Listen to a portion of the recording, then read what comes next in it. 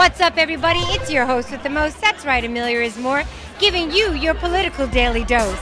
Now, we're here at Touch for none other than the Urban Professionals Mixer for Mayor Bloomberg in honor of NAACP's 100th anniversary. Mayor Bloomberg had a lot to say. You want to hear it? Check it out.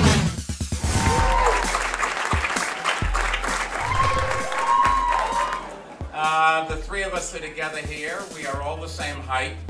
Not funny, not funny. First, let me thank the host committee for putting this together. B. Smith, we all go to B. Smith's restaurant. She is one of the stars that has been in this city.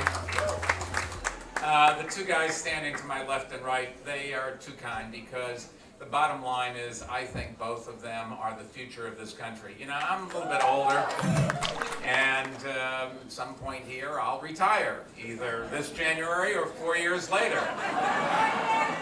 But these two guys, seriously, and there's some other young mayors around the country. Philadelphia has a great new mayor, Michael Nutter is a really good guy. And you can go around this country, there's guys, I don't know, how old is Doug Palmer? He might be my age, actually. He's been around so long. He's young at heart. Things are changing. Cities are where things are at. This is where the rubber meets the road.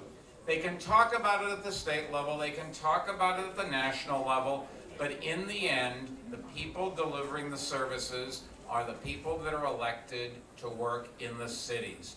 And what kind of services do we need? We have to bring crime down and at the same time have good community police relations. And I'm happy to say, you know, conventional wisdom is the economy goes down, crime goes up. This year we're going to set another record for low crime in this city. People told me when I came into office, there's nothing you can do about the educational system. That's just the way it is. It's got this big bureaucracy. Everybody talks about reform, but nobody ever does anything about it. And I said, I don't believe that. I think if we work together, we really can engage the teachers. We have a teacher right here. Thank you very much. We can engage all the people that work in the system, and we can convince them it's in their interest to improve the schools. And people said, you know, you can improve the schools, but you can improve the schools for those wealthy white kids, and you can't do anything else for those poor black and Latino kids. And I said, you know, I went to high school and junior high school and elementary school in Medford, Massachusetts, a sort of blue-collar town outside of Boston. And we had a civics class, and I was taught that all kids are equal. And I said, well, you know, if we're all equal, why can't we do something about it? And I can tell you what we've done in the last 7 years. We have cut the gap between black and Latino kids and white and Asian kids in half, and nobody ever made one difference before. And we've got a long ways to go, but we can get there. People said there's nothing you can do. Big cities are dangerous. Big cities are polluted, and there's traffic and fires and everything else. Let me tell you something. Today, life expectancy in New York City is higher than it is in the country as a whole. And in the last 7 years, life expectancy in New York City has gone up 15 months. That's a year and a third for 8.4 million people. It's more than it went up any place else for anybody. And then people said, you know, you can't do anything about jobs. That's just the way it is. When the national economy goes into the crapper, you're just going to suffer too. Well, I don't believe that. And so far this year, we're on track to place another 20,000 people in jobs. We're on track to help a whole bunch of small businesses keep going, and we have some small business people here. And I just want to point out, this is a crimson tie made by Kwame Jackson. Now, I have a little bit of an ethical problem because he sent it to me to wear, and I don't plan to return it. I like it so much. And I'm not sure I can take a gift. What do one of these ties cost? We have some other entrepreneurs here, Mike Muss, Enrique Ernest, Moose, Sean and Shane Ward. All these guys make a lot more money than I do. I work for $1 a year. Anyways.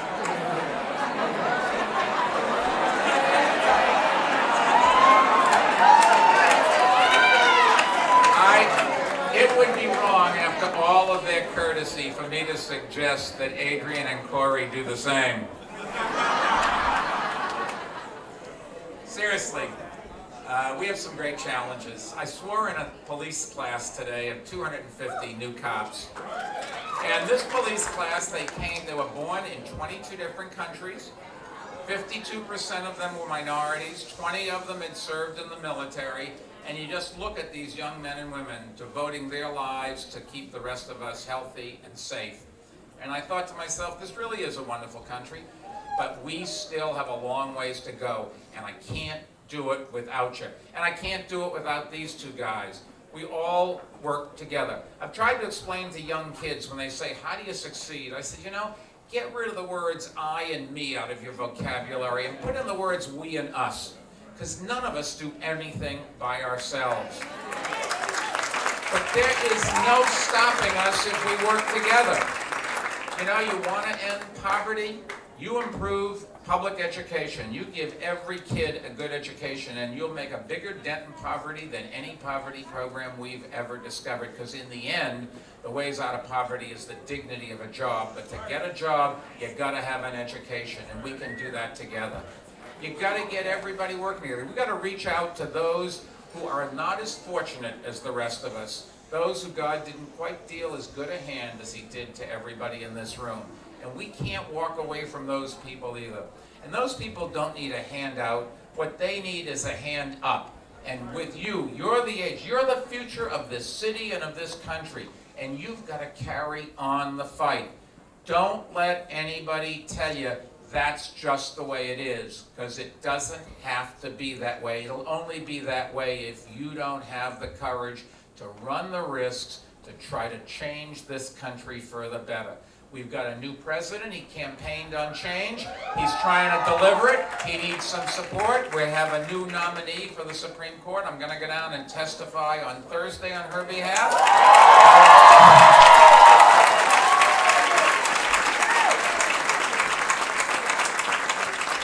The world isn't perfect. America isn't perfect. New York City isn't perfect. There's always a bad apple in any big barrel. But I'll tell you something.